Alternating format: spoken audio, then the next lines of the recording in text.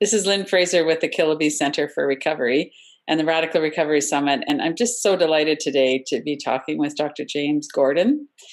He has a really interesting history, and I'd like to ask some questions of you about your history and what it is that you do.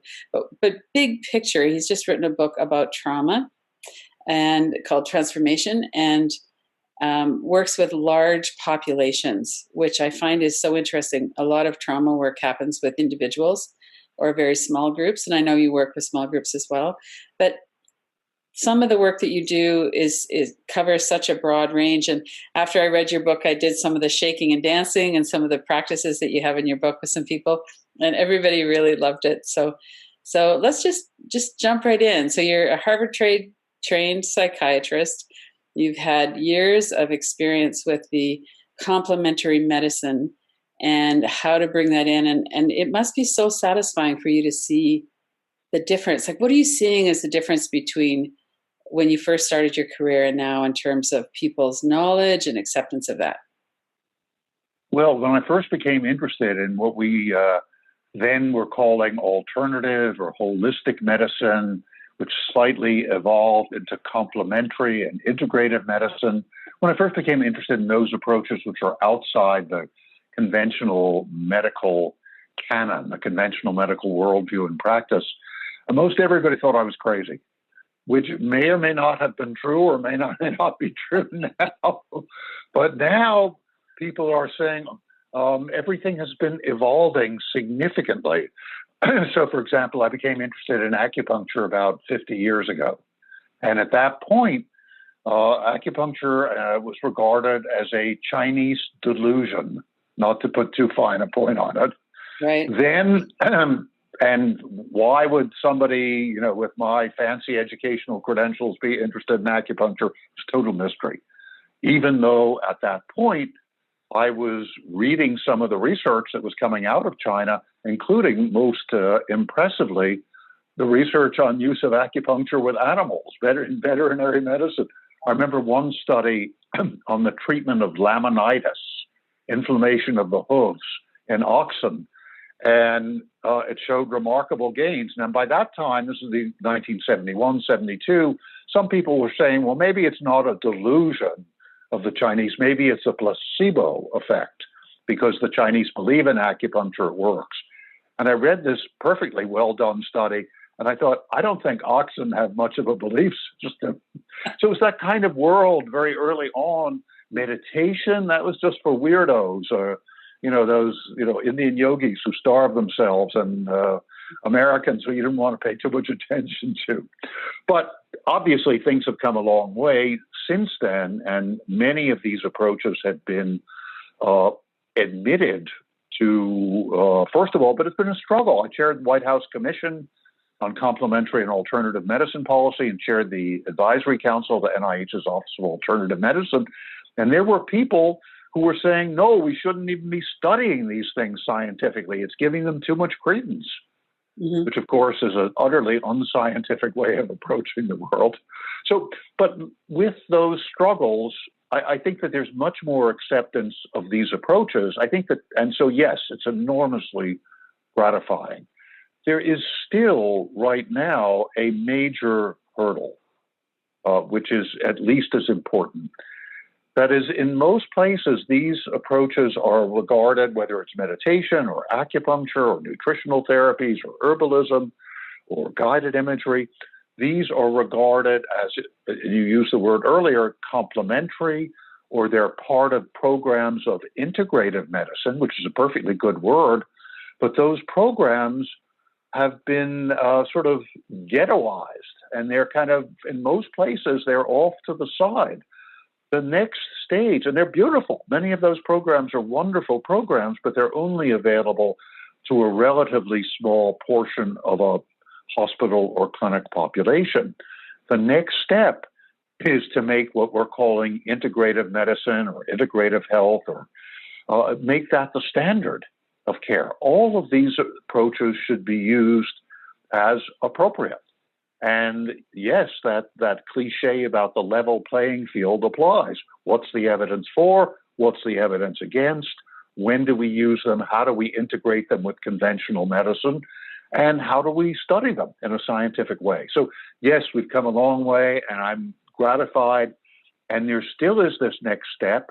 And then even more important than the complete integration is the focus on self-awareness, self-care, and group support, which is really the focus of our work at the Center for Mind-Body Medicine and the focus of my work in the transformation, giving people the tools they need to understand and help themselves, and understanding that that kind of self-care is, as I said 25 years ago in another book, that's the true primary care. And Right. once that's where the most profound revolution has yet to happen. Well, and how that's paid for is a big part of this. I know in Canada you get $500 a year for psychology, and only if you have a benefit plan. So you can go to the doctor as much as you want, a regular MD, but you can't get help easily for mental health issues, and unless you kind of get a diagnosis and you're kind of part of that population, and then you might be able to get some help. But it's not seen as something that's really integrated yet in the way that you're talking about. That's certainly true. And it's also true that approaches to self-care are not valued, that we're still, even in the mental health professions, we're still to a significant degree limited by a medical model, which is I'm the doctor, I'm the therapist, you're the patient, here's your diagnosis. The most important thing is my treatment of you. Now, that is important. I'm a doctor, a psychiatrist. I do treat people. But I recognize that what's ultimately most important is what people do in all those other hours of their lives when they're not sitting in the office with me. And Right. So my primary job is really to teach them and give them the tools they need to understand and help themselves. And I'm there as a guide.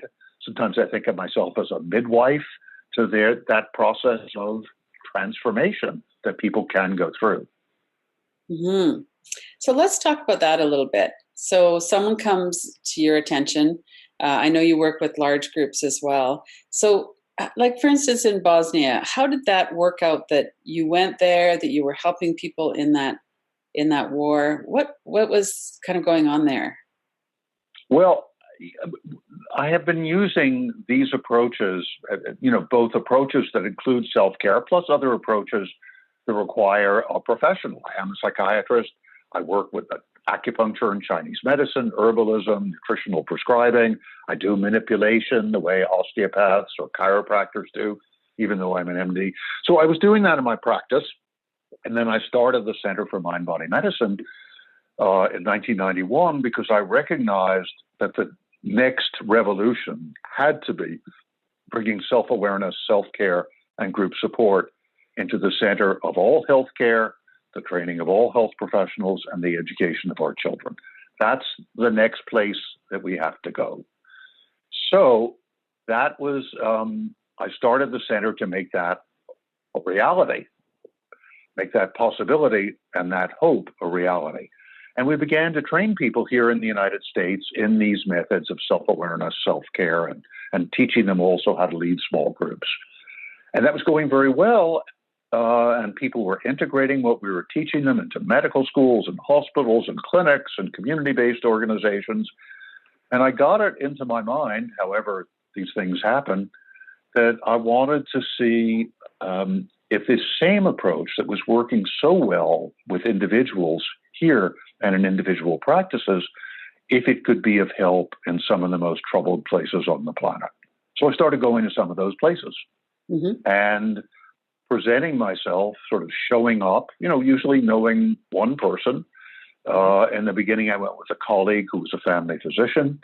And we would say, here's what we have to offer. We do some workshops. People would get interested. And I began to see that this work translates very well across cultures. So former child soldiers in Mozambique could get it. They could do the meditation or the shaking and dancing or the guided imagery or the drawings. And so could people who had family members killed during apartheid in South Africa. And then it was just after the Dayton Accords had been signed, making the peace in Bosnia, a very uneasy peace, but a peace, that I said, oh, somebody suggested I go to Bosnia. I said, okay, that sounds like a challenge.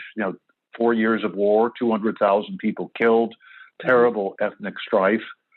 And Susan, my colleague, and I began to work in Bosnia, and we saw that the approach could be applicable, but a lot of patterns had set in, a lot of patterns of trauma, physiological, psychological, behavioral patterns. And even though certainly we could do some good, and people we were beginning to train in Bosnia were wanting to use what they learned, it seemed that the most important thing was to go in the beginning when the trauma was being caused. So we went in, as soon as the war began in Kosovo in 1998, we went there. We showed up during the war. And if you're going to work with, a population of 2 million, you got to work with groups. You want to figure out, okay, what do I do? How do I bring something that works well with individuals to a whole population? And so over time, during the war and then after the war, we decided that what we will do is train the local people who are serving the whole population. So the psychiatrists, the physicians, the nurses, the very few other mental health professionals who existed, the teachers, the clergy, the leaders of women's groups. Those are the people we would train to use our model. And then we would help them figure out how to use it in whatever setting they were working in, whether it was a community mental health center or a school system or a shelter for women who'd been raped during the war. And that's how we began, and that's how we've continued. So the idea is, it's not that everybody's going to come to me or to people from the United States for their treatment. We're going to share what we have to offer with the people in that community, in that country, and they, in turn, are going to make it available to the whole population. So the program in Kosovo continues 20 years later, and our model is integrated into all the community mental health centers in the country. And that's an example, and that was really our pilot program. We were kind of seeing if this work was useful in other places, but Kosovo, for all kinds of historical reasons and just good fortune, became the pilot program and the model for our work now in probably 15 or 20 other communities, both here in the United States and around the world. And it's the same model everywhere. Train the local leaders who are interested, teach them how to integrate what they've learned into what they're already doing or the new programs they're creating, provide mentorship and supervision for them as they do it, and study and publish the research on what we've done. Right. Wow. So what are some of the basic things they do? I know you cover it so well in your book, but for listeners who haven't had a chance to read your book yet. So there's breathing, there's meditation, there's shaking and dancing. You're smiling, so I'm glad you enjoyed it. Oh, I very much enjoyed the book. Yeah. The basic idea is to teach the early technique. First of all, what I say in the transformation is that it is possible to move through and beyond trauma, even the most terrible traumas. That I've seen it. I've worked with people for 50 years. I've seen people using the method that I teach in the transformation over the last 30 years, seen them make strides. We've done research on it. There's research on the efficacy of the individual techniques. And there are also, and I present these right from the beginning, inspiring stories of people who have done it, people who are like the people who are reading the book. So the program itself builds on that foundation of, first of all, understanding that trauma of one kind or another is going to come to all of us sooner or later. Second of all, that it is possible to move through and beyond the trauma, and that there's evidence for that. And then I start with teaching some basic techniques to bring us back into physiological and psychological balance. And you mentioned two of them. One is slow, deep breathing, which our viewers and listeners can do right now, just breathing in through the nose and out through the mouth with the belly soft and relaxed. And doing that for 5 or 10 minutes, what happens is we balance out the fight or flight response. And fight or flight is a perfectly natural response. It's life-saving in an acute emergency.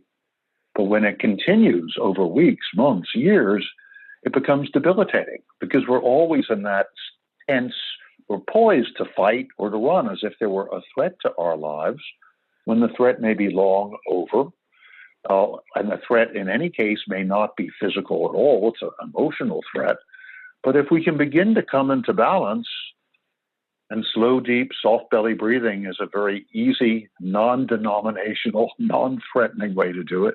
You don't need to pay any money or change your clothes or change your religion, or just breathe slowly and deeply and say the word soft as you breathe in and belly as you breathe out. Let your belly be soft and relaxed. Activates the vagus nerve, which is the antidote to the fight or flight response. Quiets fear and anger in the amygdala, a portion of the emotional brain. Stimulates parts of the frontal cortex that make it easier to think clearly, to be self-aware, to have compassion for other people. Makes it easier when the vagus nerve is stimulated. Makes it easier to read other people's facial expressions, to tune into what they're saying. So that's first technique. Second technique is the one that you mentioned also, the shaking and dancing, which often causes little self-consciousness, a little merriment among the people who do it. Basically, you get up, you stand up. If you can stand, if you can't stand, you can do it sitting. If you can stand, you stand up with your knees a little bit bent, and you start shaking from your feet up through your knees and chest and shoulders and head. And what this does is, first of all, it helps to break through the fight or flight response, but it also, perhaps even more importantly, it helps to break up the fixed patterns that come from the freeze response. So when we're traumatized, if it's a situation where we can sort of do something, or then we go into fight or flight, we try our best to do something about the situation. If we're completely overwhelmed and the situation is inescapable, an assault, a rape, a child who's being abused, if we stay in a situation like that, for example, an abusive relationship where we're constantly overwhelmed, we feel we can't leave, then we just shut down. And our body may collapse, we may fall to the ground, we may just be tight. Our thinking is kind of hemmed in. We can't connect with other people. We're putting out endorphins to protect ourselves against the pain. Again, this is a life-saving response. Mm-hmm. And a mouse that's caught by a cat, she goes limp in the cat's mouth. And what happens, and I've seen this, I used to live on a farm and had pet cats, the cat often get bored. A mouse is not fighting, it's no fun. So the cat put down the mouse would shake herself off, run to the mouse hole. Now, we humans stay in the freeze response, again, for weeks, months, years. You see this so often when people have been raped, see it when they've been assaulted terribly, see it in a lot of military people. I was just with a group of vets the other day, and this one guy told me that when he was in Iraq, there was a firefight, and there were these two kids who were very badly wounded. He said, I froze. I couldn't even use the first aid that I know so well how to use. I just froze. He said, and I'm still in that state a lot of the time. I'm just shut down. So we got him up shaking and dancing. And for the first time, he said, at least my body is feeling a little looser. And if you could see, instead of being a Marine just like this, he was moving around a little more loosely. So shaking and dancing. Shake for 5, 6, 10 minutes, whatever you want. Pause for a couple of minutes. Just be aware of your body and your breath. And then put on some other music that's inspiring and energizing. It's very freeing for people. And then from there, once people are in more of a state of physiological balance or know how to get into that state, then we can use all the other techniques. We can work with guided imagery, work with biofeedback, using feedback about temperature to educate our brains about how to raise our temperature in our hands and calm ourselves down while we're doing it. We use written exercises for people who can write, genograms. I encourage people to spend time in nature, have exercises with gratitude and forgiveness. We work with food. It's a very important part of a trauma healing program. That, as far as I know, nobody else who's written a book on trauma has written about how important food can be in healing all kinds of trauma and chronic stress. So I have a whole chapter on that. And it's a very powerful intervention that anybody can use. So all of these, I teach people all of these techniques, provide the science, and then kind of give them guidance on how to put them together in programs that make sense to each individual, because after all, we're all different. So one combo may be great for me and another may be good for you. And the idea is not to do X, Y, or Z, but to put together X, Y, and Z and A, B, C, and D in a way that works for you. Mm-hmm. Well, one thing that I appreciated, I listened to your podcast with Rick and Forrest Hansen, and you were talking so passionately about that everybody can heal. And so how do you get someone who really doesn't believe that, who's really frozen? Maybe they've had, their nervous system has been impacted for decades. How do you kind of inspire them to believe that that might be true for them? Well, I hope that the book does the job of inspiring them, because I'm telling them about people just like them. Right. There are people I know who were so damaged and had their nervous systems and their psychology so disrupted by, for example, repeated childhood rape, incestuous rape, and brutal beatings. And some of these people who are magnificent adults, they have used as the core of their healing, they've used this very same approach, and they've brought in other techniques as well. So here are the examples. Here's the evidence for the effectiveness of the approach. And what I'm saying is this is an invitation. This is not an order. You don't have to do this. But I'm saying I have seen this possibility in so many people over the years. And if you're interested, do the experiment. Start using some of the techniques. Many of the people who, for example, they'll start and they'll do the soft belly breathing. Mm-hmm. And they'll notice a little change. And that gives them, not only is it beneficial specific change, maybe the shoulders are more relaxed, or their groin seems clearer, or they feel calmer, or their heart rate slows down, but they're also getting the message, I can do something. And people, you have to be patient. If you've been traumatized for, since you were a small child, it's going to take time. It's going to take time and effort. It may be simple, but it's not easy. And I don't pretend that it's easy. A lot of challenges are going to come up along the way. I'm fond of quoting Jimmy Cliff, the reggae musician. And he says, opposition will come your way, and it will. Right. But it's possible. And the other thing that I would just say to those people is, check out the people in the book and let them be your inspirations. And also, it's very helpful if you can be on this program with other people, friends or family members, or just somebody else who's interested, or you can join one of our online groups. We have online groups at the Center for Mind-Body Medicine. Or go see someone in your area who's been trained and get that group support. Some people don't particularly want group support or need it. Others do, and it's fine. And that's what we're trying to do, is to make this available to everyone. So if and when you're ready, the invitation is open to everybody. And I can assure anybody who's watching us that I have seen people who are just as traumatized as anybody watching this, who have moved through and beyond the trauma. It doesn't mean they're totally unflappable, or something may not remind them of something that happened, but they're living full and fulfilled lives. Right. So other people, when we've been hurt by people, and then you're talking about getting together with other people or being in group with other people, I find a lot of people are kind of reluctant about that. It's hard to trust. What's your experience with that? It's a very good point. People have to move at their own pace. The thing is, once you start to come into balance, once your nervous system starts to come into balance, it is easier to connect with other people. I think this is really important.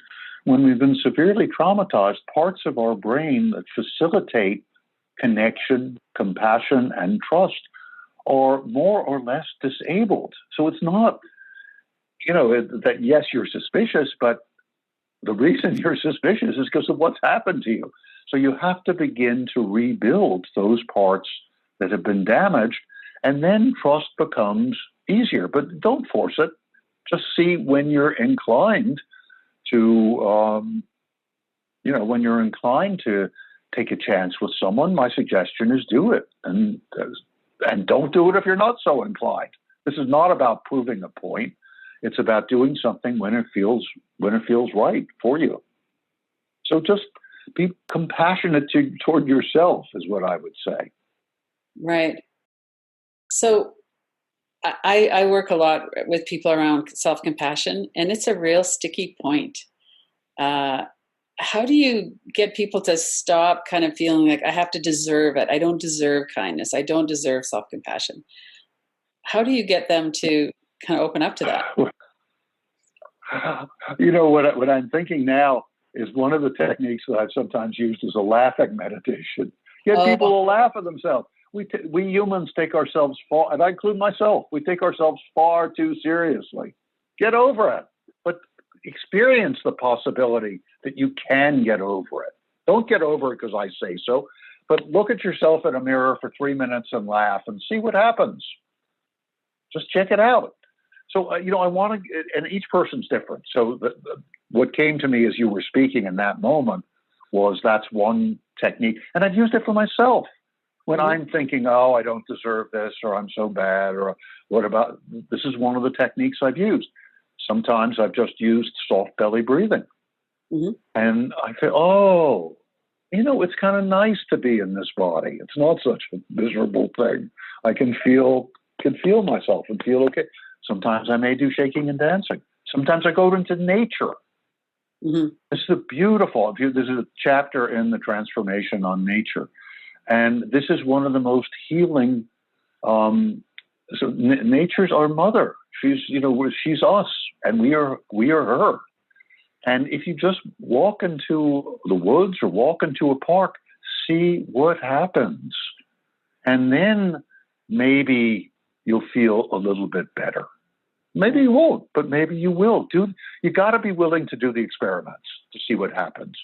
And when I say experiments, I treat everything that I'm teaching as an experiment, mm-hmm. which means there is no fixed way it's supposed to come out. You do it and you see what happens. And then maybe you write it down again a few days later. I know for me, when I was going through the worst periods in my life, just walking in a park made a big difference. It didn't make everything go away, but it gave me some relief. And it turns out now there's plenty of scientific research showing the benefits of being in nature, improvements in various neurochemicals, the stress hormones, and improvements in mood and decreases in anxiety. So all these different, and I think one of the reasons that I work with so many different approaches is, again, because we're all different. And what may work for one person who feels unworthy may not work for another. So look, and part of what I'm doing in the transformation, and also what I do when I work with individuals or we work with large numbers of people, is we're encouraging everyone to tune into their intuition, their imagination, whatever you want, their unconscious, their greater knowing, whatever you want to call it. And start to trust. Now, you got to get somewhat into psychological and physiological balance before it's possible to do that. But then, I was just working in Sonoma County here in California. I'm in California at the moment. Mm-hmm. And we've been working with the whole county, and they've had these terrible fires a couple of years ago. And then a few weeks ago, they had a whole other bout of fires. Mm-hmm. And we've trained a couple hundred people in that county. There are clinicians, there are teachers, there are clergy, first responders, leaders of women's groups, people who work in homeless shelters, etc. And so we were talking, I was meeting with a bunch of those people, and they were talking about how difficult it was to once again have to deal with this kind of an existential threat, an overused adjective, but it is a threat to their lives, to their homes, to their community. And they were, some of them, quite overwhelmed. And so we did a wise guide. I led them in a wise guide imagery, had them relax, imagine they were going to a safe or comfortable place, and then imagine that a guide came to them. Could have been a person or an animal, or in my case, my guide was a tree that came to me. And then having a conversation with the part of our mind that knows, that intuitive, deep knowing that all of us have, about things that my conscious mind didn't know. And the people in the room, they did the same thing. And it was amazing, the answers they got, helping them to deal with the problems that they were having. Similar to kind of problems that you were just raising, feeling they weren't doing enough. And then getting the answer from whoever it was, the animal or the person. You know, who do you think you are? You think you're omnipotent? You know, just giving them the business and the person said, "Oh, well, no, well, maybe, you know," and beginning to sort of say, "Okay, well, maybe I did what I could." When somebody else was assured that she couldn't make her adult daughter do anything, so maybe she should give up on that project and just settle for loving her and letting her be. So all these different answers that people got, and other people, my tree told me, stay where you are right now. Get rooted. That's your job for this next little period of time. Okay, that sounded good. It wasn't anything I was expecting to hear. Right. I've done this hundreds of times. I've never had a tree as a guide before, but that's what the tree was like. I don't know if you remember the Ents in Lord of the Rings, these ancient old trees, very wise. Yeah. Put your roots down. Okay. So, you help people use these different approaches, and it's different often from kind of conventional therapeutic approaches, because you're not necessarily going head on with the problem. You're helping people develop all these different capacities and have all these different kinds of experiences that bring them back into balance and help them explore possibilities. And it's working. It's working with working with whole communities as well as working with individuals. And so part of what you're doing is helping them to reestablish health in their nervous system, so more resilience, more balance. But then with something like that wise guide, the answers aren't coming from outside. They're coming from within. So they're being able to access their own inner knowing more. That's right. But you need to be in some state of some balance in order to be able to get those answers from within. If you're too agitated or too shut down, makes it much harder. So it's important often to get in that state, whether by breathing deeply for a while or shaking and dancing or laughing or doing some other active expressive meditation, so that you come a little more into balance, and then the imagination has a place in which it can play. Right. Otherwise, the playing field is much too rough and it's moving all the time, and it's hard to be terribly effective in that kind of situation. Right. So, one thing I'm interested in hearing about is you work with such diverse populations. Like you work with people after an earthquake, you work with people in war zones, you work with refugees, you've worked with the people from Sandy Hook after the school shooting.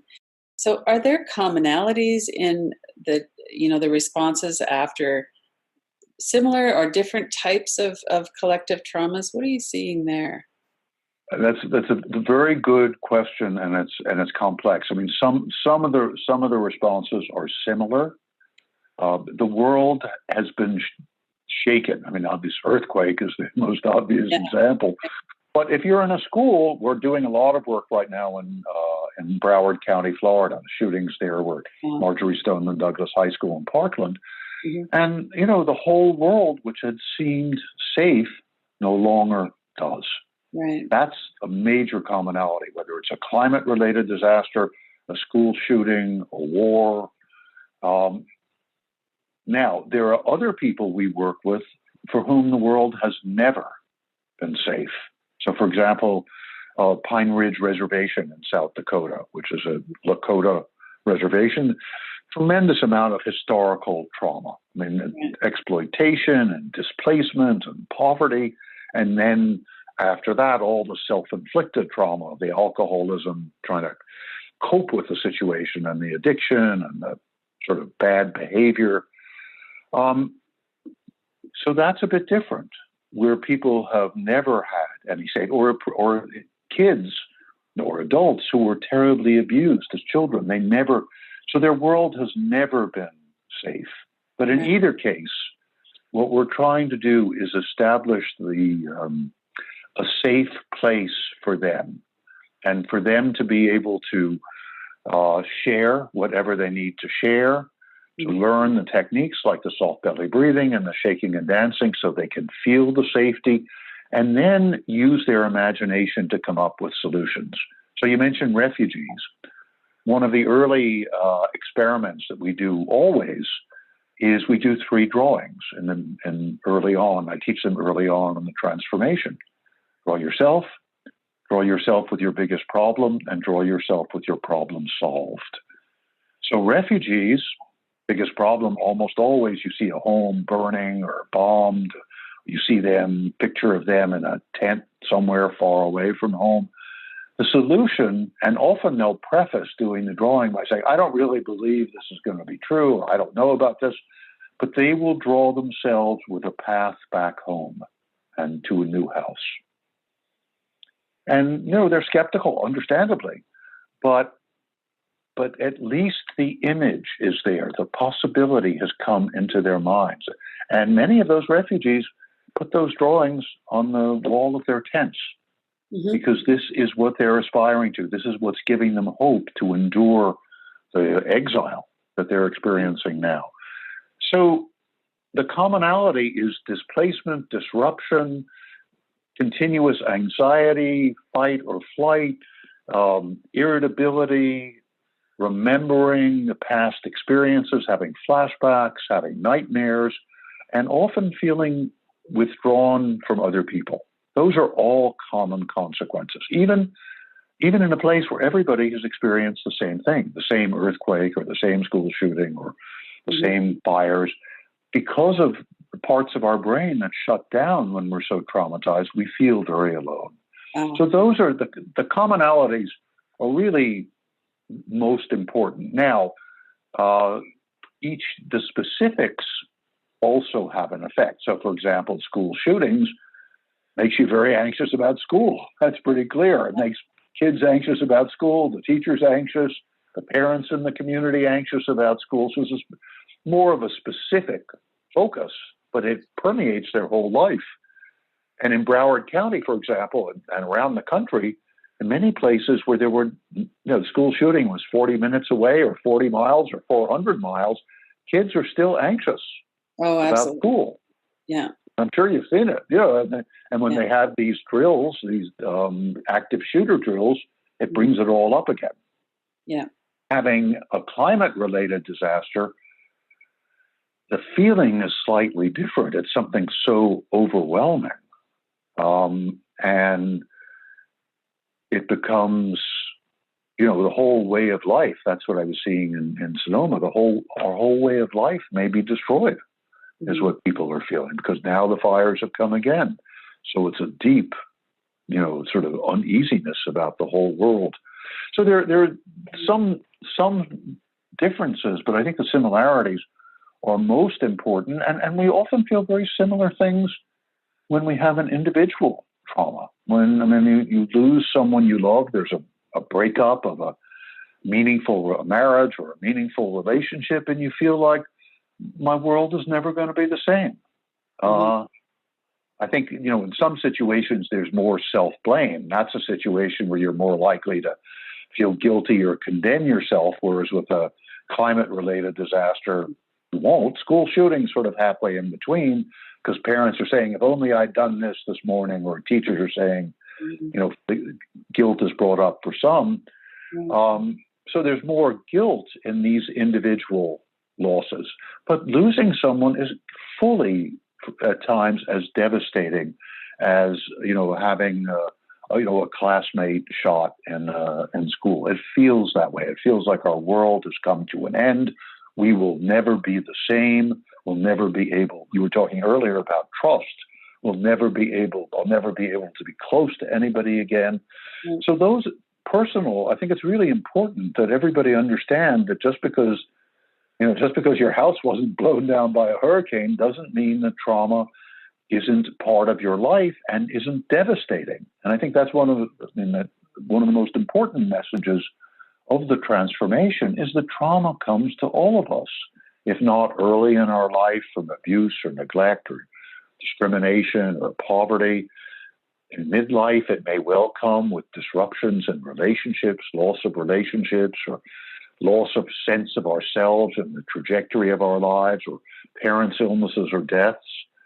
And if it doesn't come then, it will surely come if we're fortunate enough to live to be old as we get frail and deal with the loss of people we love and face our own death. So trauma is a part of life, and it's really important. And, even though that may not be the most cheerful thing to say, it's also reassuring. You're not weird if you're experiencing feeling overwhelmed and discouraged after events that are distressing to you. Mm-hmm. Well, and the whole conversation around trauma has really changed in the last 3, 4, 5 years. Seems to be something that's being talked about a lot now. People realize it's not just war, it's not just those big T traumas. Yes, I would agree, and I think it's a very good thing. And also, it's I'm not in I don't encourage comparison of one person's trauma and another. Mine's bigger than yours. Right. I think it has the same downside as other comparisons.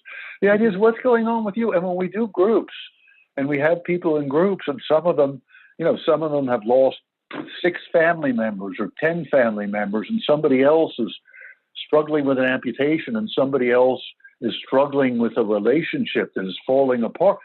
People come to understand each other and they come to appreciate each other because, we just give them a chance to listen to each other and to learn things to help themselves. And what happens is a much more expansive kind of compassionate view, not only of other people, but of ourselves. Right. So how does injustice fit in when people are just like, I can't accept that this has happened. They're to blame. And, Indigenous people come to mind too with, colonialism and the effect of that. And how do you work with that? Well, see, that phrase, I can't accept that this has happened. It's happened. You better accept it, because it has happened. And unless you accept that it's happened, how are you going to deal with it? So I think at some deep level, as horrendous as these insults and injuries have been, they did happen. And once we realize that, then we can begin to deal with it in a much more effective way. Now, what kind of justice? Aboriginal people, tribal people have many systems of justice which are far more sophisticated than any that we have. Mm-hmm. Where if you've done a terrible wrong, if you've killed someone in a family, you're expected to go after whatever the conflict was. You're expected to go humbly and beg for forgiveness and make some kind of material restitution.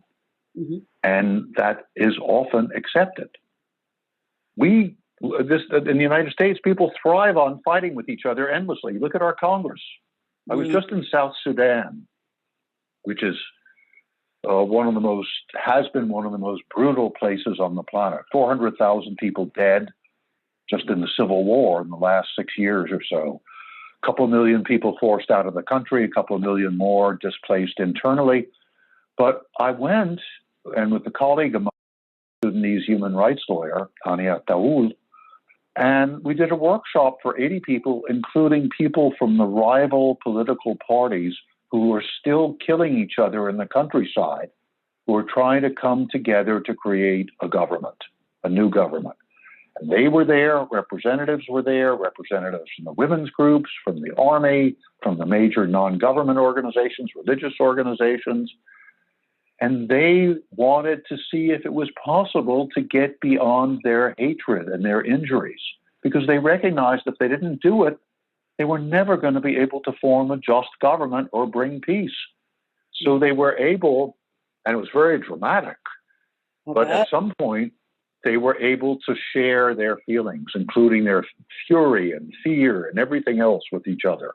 And then I got them up shaking and dancing, and we did some, they were open to it. Now, can I do this with the U.S. Congress? Are you kidding? They're not interested. They want to stay where they are. Right. I mean, I have offered and will offer again. But, you know, we need to be willing to enter a process and see what is possible. Not because, you know, it's not even necessarily about, initially, it's not about forgiveness. It's just about openness to seeing, to really working for what's important. And I think people have to decide what's important to you. If all that, this is certainly something, people should be, in general, punished for what they've done wrong. Mm-hmm. But, okay, what then? And is that the be-all and end-all? Well, some societies say, no, we're not real. You know, that's not primarily what we're interested in. We want people to move and become peaceful. We want them not to do it again. Our primary concern is restitution, but not punishment. Right. So we have to look at ourselves. What do we want? I mean, does that mean you should love the person who assaulted you or raped you? Or no, I'm not suggesting that. Yeah. But I'll tell you one story. We were in Kosovo after the war, and we were doing a training program, and there was a teacher in the training program. And toward the end of a 5-day training, we do a forgiveness meditation. And you know, sometimes people can forgive, sometimes they can't. It's a but after 4 or 5 days of a training, it becomes more possible. So this man said, after he did the forgiveness meditation, forgiving somebody who'd hurt him, asking for forgiveness from somebody he had hurt, and then forgiving himself using guided imagery. I teach this technique in the transformation. It's not original with me. I learned it from my friend Joan Halifax years ago. But it's very effective, very simple. Afterwards, he got up and he said, well, I'm not going to forgive the man, the Serbian paramilitary who killed my brother. On the other hand, I don't want to spend the rest of my life seeking revenge. And he laughed, and he said, I said, great. That's beautiful. So, and if people are interested, this is another thing. They can look at CBS 60 Minutes did a segment that featured our work with war-traumatized kids in Gaza and Israel. And one of the kids who's briefly mentioned in the segment, after the war, the 2014 war, is in Gaza. He drew himself, the solution to his biggest problem was to put on a suicide belt and kill Israelis. That's the first group, right? Before he started our program. After 9 groups, he drew a picture. They don't show this in the 60 Minutes segment, which is why I'm mentioning. They show a picture of him, and he's in a car. And I said to him, he's 9 years old, I said to him, what's this? He said, I am the driver for the first president of Palestine. Oh. So here's the shift. Here's the shift from wanting to kill and perpetuate the war and get back at the people who killed his father. Understandable. Yeah. But on his own, without nobody's telling him to be a nice boy and be peaceful, he's discovering, he's accessing his own incredible wisdom and seeing himself as a productive member of a future state. That's really what he wants. Right, right. So I think we have to look at what's really important to us, and we have to open ourselves to whatever the possibilities are, and they may be far broader than we think at first. Mm-hmm. Wow. Yeah, that's really inspiring. And one of the things, I mean, there are examples. Again, you think of the Truth and Reconciliation Commission in South Africa. Desmond Tutu's a friend. He's on my advisory board. And, you know, he led that commission, and people were able, many of them, not everybody, to move into a whole other place. South Africa obviously still has major problems. Right. but at least they were able to begin to heal some of those wounds. Mm-hmm. And we need to learn from other people. Right. Right. So what's your kind of final bit of what you'd like people to know who are feeling inspired or feeling like, well, maybe, what would you like them to know? I have to say, the first thing that comes to my mind is that Bob Dylan quote, "Don't follow leaders, watch your parking meters." What I want to say to people is start tuning in to what's really going on inside you. Give yourself a chance to come back into balance and start using tools and techniques that help you access and learn from that great wisdom that is there in every one of you. That's why I wrote The Transformation. That's what my work is all about. And as you do that, consider the possibility of maybe connecting with other people who are on the same kind of journey and learning from and supporting each other. So that's what I would wish for everyone who's watching or listening to us. Mm-hmm. So your website address, where can people get more from you? It's cmbm.org, Center for Mind Body Medicine.org. People can read about the programs we're doing. They can join an online group or an in-person group, or if they want to come and use this method to help other people, they can come to one of our training programs, cmbm.org. Mm-hmm. They should read The Transformation. That's the basic book of all this work. The Transformation, Discovering Wholeness and Healing After Trauma. All the information is in there. They can look at me on James Gordon, MD, Twitter, Instagram, and see what I'm up to and be in touch with me that way as well. So, and you can buy the book. You can buy the book online or buy it in your independent bookstore. Right. And the book is it's readable, it's practical, it's an excellent book. I think it's the best book I've read on trauma. So thank you very much. I really appreciate that, Lynn. Yeah. I know you've read a number, so yeah. Thank you. Well, and thank you for being on the summit with us and for sharing your wisdom. And thank you for the work that you do. Thank you. And maybe, hopefully, we'll talk again in some form or other. So thank you. I've enjoyed this thoroughly. Bye-bye. Okay. Thanks, Jim.